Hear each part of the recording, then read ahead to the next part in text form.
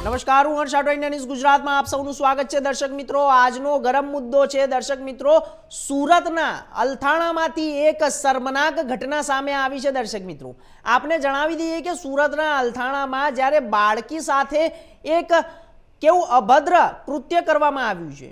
દર્શક મિત્રો, આપને જણાવી દઈએ કે સુરતના અલથાણા વિસ્તારમાં સગીર બાળકી સાથે છેડતીનો એક મામલો સામે આવ્યો છે અને આ ઘટના બાદ ભારે તણાવ અને હોબાળો મચી ગયો છે। પોલીસ દ્વારા સ્થિતિ કાબૂમાં લઈને આરોપીની અટકાયત કરવામાં આવી છે। મળતી માહિતી મુજબ આરોપી મોહમ્મદ અઝીમ ઇમ્તિયાઝ ઉર્ફે સૈફ, ઉંમર આશરે 35 થી 40 વર્ષ, છેલ્લા 3 દિવસથી ધોરણ 10માં અભ્યાસ કરતી 16 વર્ષીય પાટીદાર સગીરાનો સતત પીછો કરી રહ્યો હતો। 24 એપ્રિલના રોજ જ્યારે સગીરા કોચિંગ ક્લાસ પૂર્ણ કરીને પરત જઈ રહી હતી ત્યારે આરોપી રસ્તામાં તેને રોકીને છેડતી કરવાનો પ્રયાસ કર્યો હતો। ઘટના બાદ સગીરાએ ઘરે પહોંચી સમગ્ર ઘટના પરિવારને જણાવી પરિવારજનો તેમજ સક્રિય થઈ ગયા। આરોપીને પકડીને ઘટના સ્થળે તેને ત્યાં લઈ ગયા અને સાથે મારામારી થઈ હોવાનું પણ જાણવા મળે છે। માહિતી મુજબ જ્યારે વિસ્તારમાં ભારે રોષ ફાટી નીકળ્યો છે। મોટી સંખ્યામાં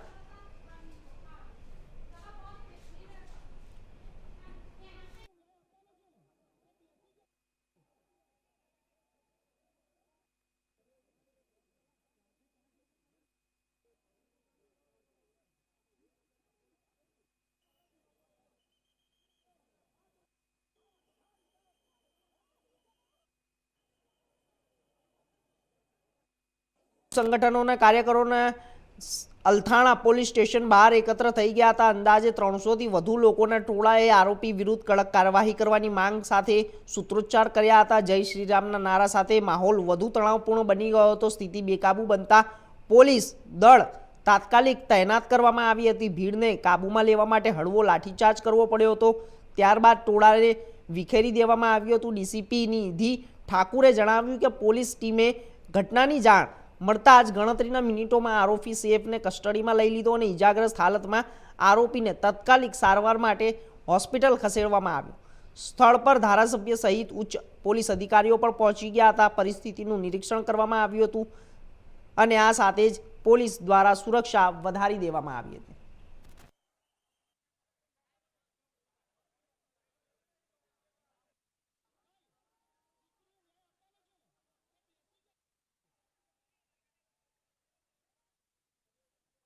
ઘટના થઈ હતી અને 2024માં પણ ફરી વખત આવું બન્યું છે।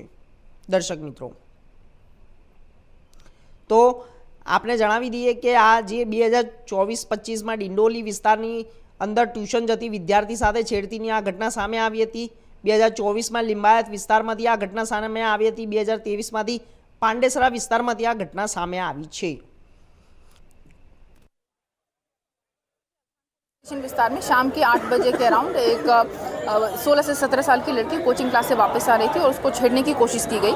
जो उसकी कोचिंग क्लास के टीचर्स थे और आजू बाजू के लोग इमीडिएटली उसको आरोपी को पीसीआर बुला करके पकड़ के लेकर के पुलिस स्टेशन पर आ गए। यहाँ पर आते ही उसके प्रेजेंस और उसके पेरेंट्स और टीचर के प्रेजेंस में उसकी फरियाद ली जा रही है और आरोपी हमारे हिरासत में है। यहाँ पर कुछ भीड़ इकट्ठा हुई थी जो कुछ गैर व्याजबी रजवातें कर रही थी। उसको पहले समझाने की कोशिश की गई लेकिन वो जब माने नहीं तो थोड़ा सा बल प्रयोग करके उनको यहाँ से हटा दिया गया। ये कौन आरोपी है मैंने आरोपी का एग्जैक्ट डिटेल्स अभी हम ले रहे हैं। लगभग 35 से 40 इसकी उम्र है। कुछ शेख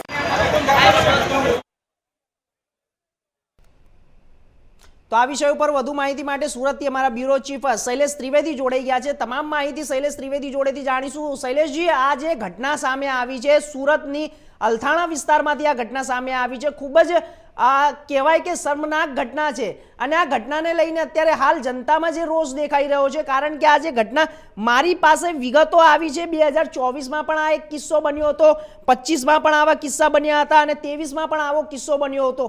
શું કહેવું છે આપનું? સુરતમાં ખાસ કરીને જે ટ્યુશન ક્લાસમાં જતી જે સગીરા હોય છે, માસૂમ વિદ્યાર્થીનીઓ હોય છે, એની છેડતીના બનાવોના ઘટના વારંવાર બનતી હોય છે। ગઈકાલ સાંજની આ ઘટનામાં પણ જે સગીરાની છેડતી કરવામાં આવી હતી અને તેણે હિંમત રાખી પોતાના કુટુંબ કબીલાને ફેમિલીમાં વાત કરીને ત્યારબાદ જે વિધર્મી આરોપી છે મોહમ્મદ અઝીઝ ઉર્ફે સેફ, એ સેફને પકડી પાડી લોકોએ મેથી પાક આપ્યો હતો. સાથે સાથે પોલીસ ત્યાં પહોંચી ગઈ હતી. પોલીસની હાજરીમાં પણ ટોળું બેકાબુ બન્યું હતું અને પોલીસને જે વિડીયો સામે આવ્યા, જે વિઝ્યુઅલ સામે આવ્યા છે, લોકોએ ખૂબ પોતાનો રોષ ઠાલ્યો હતો. આ સુરતમાં બનતી પહેલી ઘટના નથી. આવી ભૂતકાળમાં અનેક ઘટનાઓ બની ગઈ છે. લગભગ 15-18 વર્ષ પહેલા પણ બની હતી. વહેલી સવારે એક વિદ્યાર્થીની રિંગ રોડ ઉપર ટ્યુશન ક્લાસમાં જતી હતી, ત્યારે 4 જેટલા વિધર્મી યુવાનોએ તેનું અપહરણ કર્યું હતું અને તેની સાથે છેડતી સહિત બળાત્કારનો પ્રયાસ થઈ. જે આખી ઘટના ખૂબ જ વિવાદમાં આવી હતી. ત્યારબાદ સુરત શહેર પોલીસ જાગૃત બની હતી. વહેલી સવારે ખાસ કરીને અંધારાના સમયે ચાલતા ટ્યુશન ક્લાસીસ ઉપર પ્રતિબંધ મૂકી દેવામાં આવ્યો હતો. સાંજના 6-7 વાગ્યા પછી, એટલે કે અંધારા પછી જે ટ્યુશન ક્લાસીસ ચાલતા હોય છે એની પર તે સમયે પ્રતિબંધ મૂકવામાં આવ્યો હતો. પરંતુ આ ઘટના ખૂબ લાંબા સમય પહેલા બની હતી અને ત્યાર પર પોલીસ તંત્ર પણ ઊંઘમાં રહ્યું અને માતા પિતા વાલીઓ પણ જાગૃત થયા. અને કારણે મોડી સાંજે અત્યારે પણ શહેરમાં કે વહેલી સવારે ટ્યુશન ક્લાસીસ ચાલે છે ને જે શોપિંગ મોલ્સ કે સેન્ટર્સની આસપાસ તો જ્યાં ટ્યુશન ક્લાસીસ ચાલે છે ત્યાં આવા સડક છાપ રોમિયો વિકૃત માનસિકતા ધરાવતા લોકોનો અડ્ડો હોય છે અને તેઓ અવારનવાર આવી રીતે છેડતી કરતા હોય છે. અહીંયા હું ચોક્કસ કહીશ કે પોલીસે હવે પછી ખૂબ જ સક્રિય ભૂમિકા ભજવવી પડશે. એન્ટી રોમિયો સ્ક્વોડ કે જે સી ટીમ છે કે એ માત્ર પેપર પર નહીં રહેતા, ઓન ફિલ્ડ દેખાશે તો જ આવી ઘટનાઓ રોકાશે. સાથે સાથે દરેક શાળાઓમાં જઈને પોલીસ જેની સી ટીમ જે જાગૃતિના કામ કરે છે એમાં ખાસ કરીને શાળાઓ અને જે ટ્યુશન ક્લાસીસ છે એની આજુબાજુના જે રોમિયોના અડ્ડા છે એની પર ત્રાટકીને જો પોલીસ કડક કાર્યવાહી નહીં કરે તો કહેતા દુઃખ થાય, પણ આગામી દિવસોમાં આ ઘટનાથી પણ મોટી ઘટના બની શકે છે. કારણ કે જો પોલીસ જાગૃત નહીં થાય અને ગઈકાલે જે રીતે લોકોનો રોષ જોવા મળ્યો છે, મોડી રાત્રે લોકોએ પોલીસ સ્ટેશનને ઘેરો ગાળ્યો હતો અને જે રીતે સૂત્રોચ્ચાર કર્યા હતા અને પોલીસને એક હળવો લાઠીચાર્જ કરવાની ફરજ પડી હતી, એ લોકોનો ગુસ્સો 7મા આસમાને હતો. પોલીસે ચોક્કસ કાર્યવાહી કરી, એ કાબુમાં ટોળાને લીધું. પરંતુ જો આ ઘટનામાંથી બોધપાઠ નહીં લે તો ચોક્કસ આગામી સમયમાં મોટો વિસ્ફોટ. શૈલેષજી, એક સવાલ એ પણ ઊભો થાય છે, કારણ કે દર વખતે હિન્દુ છોકરીઓને કેમ ટાર્ગેટ કરવામાં આવે છે? કારણ કે આપણે જણાવી દઈએ કે આની અંદર આ જે રોષ કરી રહ્યા છે જનતાઓ, તેની અંદર કોઈ પણ જે અલગ સમુદાયના લોકો છે તે આની અંદર નથી આવ્યા. કારણ કે જો આ તો સમાજની દીકરી છે, આ સમાજની દીકરી છે, એમાં કોઈ હિન્દુ મુસ્લિમ ના હોય, કોઈ જાતિ ભેદભાવ ના હોય, પરંતુ આમાં તો બધાએ આગળ આવવું જોઈએ. શૈલેષજી, એના ઉપર શું કહેવું છે આપનું? જો દીકરી એ કોઈ પણ ઘર કુટુંબ સમાજની દીકરી જ હોય છે. એમાં ધર્મને જ્ઞાતિને જાતિને વચ્ચે લાવવાની જરૂર નથી. કોઈ પણ સમાજની દીકરી હોય એ દીકરી ખુલ્લા મને ભણી શકે એવું વાતાવરણ સમાજમાં હોવું જોઈએ, શહેરમાં હોવું જોઈએ, રાજ્યમાં હોવું જોઈએ. એવું વાતાવરણ દોડનારો કોઈ પણ ધર્મનો શખ્સ હોય એને કોઈ પણ સંજોગોમાં સાખી ન લેવાય. કારણ કે સડક પર ખુલ્લા પેઢિયાની જેમ રખડતા આવા શખ્સોને ઓળખી પોલીસે ચોક્કસ ને ચોક્કસ અસરકારક કામગીરી કરવી પડશે. જો આવી અસરકારક કામગીરી નહીં થાય તો ભૂતકાળમાં જે ગંભીર ઘટનાઓ બની છે ત્યાર પછી પોલીસે અસરકારક કામગીરી કરી એટલે એવી ઘટનાઓ ખૂબ લિમિટેડ નિયંત્રિત થઈ હતી.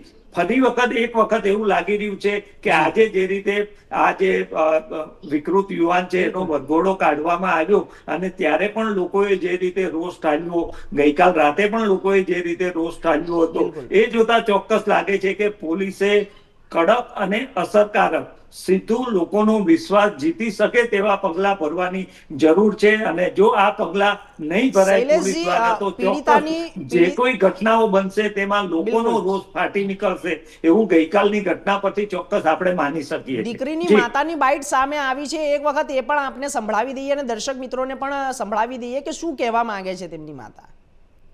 કે જો બધા હતા આવ્યા મારી દીકરી માટે આટલા બધા બાર પબ્લિક ભેગી થઈ એ માટે બધાનો ખૂબ ખૂબ આભાર.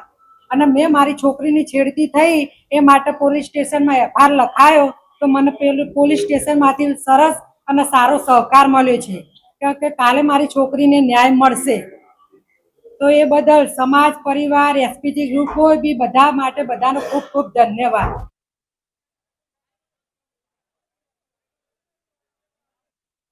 જણાવી દઈએ કે જ્યારે સુરતની અંદરથી અલથાણામાંથી એક વિધર્મી દ્વારા હિન્દુ યુવતી સાથે છેડછાડનો મામલો સામે આવ્યો છે અને તેના બદલાની અંદર અત્યારે હાલ તમામ જે આસપાસની જનતા હતી, તેમની માતા છે, દીકરીની માતા છે, આસપાસના લોકો છે, હિન્દુ સંગઠન છે, તે તમામ લોકો અત્યારે માંગ કરી રહ્યા છે કે સજા મળવી જોઈએ. પરંતુ શૈલેષજી, જો મારી પાસે અત્યારે હાલ જે વિગત આવી છે કે 2023ની અંદર પણ આવો કિસ્સો સામે આવ્યો હતો, ડિંડોલીમાંથી આવ્યો હતો સામે અને લિંબાયતમાંથી પણ આવ્યો હતો અને અલથાણામાંથી અત્યારે આવ્યો છે. આ જે સલંગ મામલા છે અને અત્યારે તે તમામ મામલા ઉપર અત્યારે શું સામે આવી રહ્યું છે એ અત્યારે પછી પણ અત્યારે આ મામલામાં શું આગળ વધશે, કારણ કે આવતીકાલે ચૂંટણી છે અને આની અસર ચૂંટણીઓ ઉપર પણ પડી શકે એવું લાગે છે. ચોક્કસપણે ગઈકાલની જે ઘટના બની છે, ગઈકાલ દુઃખદ ઘટના પણ ચોંકાવનારી પણ એટલા માટે છે કે લોકોનો ગુસ્સો, માત્ર ગુસ્સો ફાટી નીકળ્યો હતો એટલું નહીં, લોકો મોડી રાત સુધી લગભગ 12-1 વાગ્યા સુધી પોલીસ સ્ટેશનની પહોંચ્યા હતા અને ત્યાં પોતાની લાગણી, પોતાનો આક્રોશ વ્યક્ત કર્યો હતો. આવતીકાલે હવે ચૂંટણી યોજાવાની છે, એવા સમયે આ ઘટના બની છે, તેને ચોક્કસ ખૂબ જનમાનસ ઉપર અસર પડે તેવું દેખાઈ રહ્યું છે.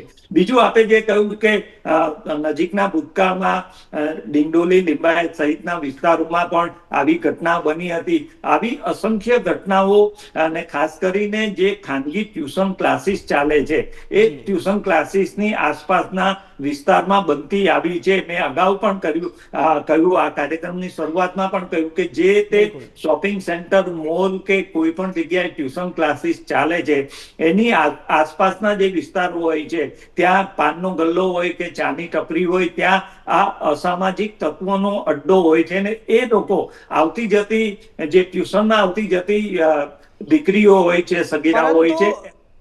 શૈલેષજી, આ જે રાજ્યના ગૃહમંત્રી છે હર્ષ સંઘવી, તે તો મોટી મોટી વાતો કરતા હોય છે કે અમે તો બાળકીની સુરક્ષા માટે ઘણા બધા પગલાં લઈ રહ્યા છે, ઘણા બધા કાનૂન બનાવી રહ્યા છે, પરંતુ ક્યાંક ને ક્યાંક આ જે કાનૂન છે તે ફેલ થઈ રહ્યા છે અને આ જે ઘટના સામે આવી, કોઈ કાયદાનો ડર જ નથી તેવા પ્રકારના આ લોકો કામ કરી રહ્યા છે, શરમજનક કૃત્ય કરી રહ્યા છે. નાની બાળકી, કેવી માનસિકતા દર્શક મિત્રો. અને શૈલેષજી, આપે ખૂબ જ સરસ વાત કરી. એક સમય થઈ ગયો છે નાનકડા વિરામનો, વિરામ બાદ ફરી મળીશું, ત્યાં સુધી રજા આપશો.